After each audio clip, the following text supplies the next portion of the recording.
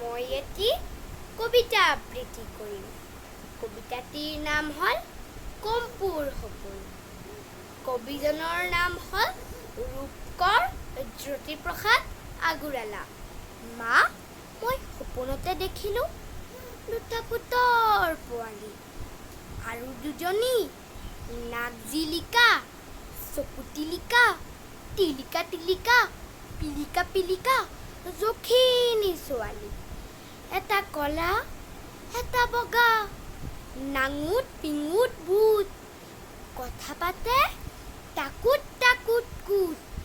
এটাই ক'লে পুত পুত পুত, সিটোৱে নাক জোকাৰি ক'লে ধুত ধুত। দেখিবলৈ এনে ভাল ভূত পোৱালীৰ নাচ, কিবা কিবি গান গাই ফুচ ফুচ ফাচ। মনে মনে কাম কৰে খোজ খাচ খাচ। এংকৰ বেংকৰ কৰি যায় লৰি লৰি, যখিনীহঁতক নচুৱাই চুলিত ধৰি ধৰি।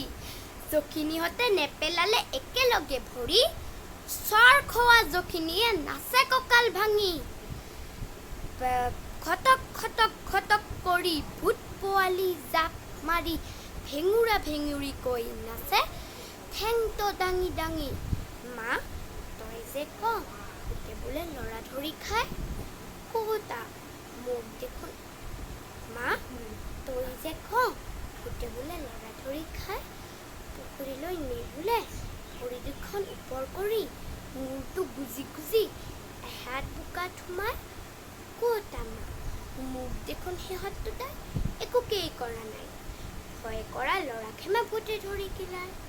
মা, মোৰ হ'লে পুতলে অকণো ভয়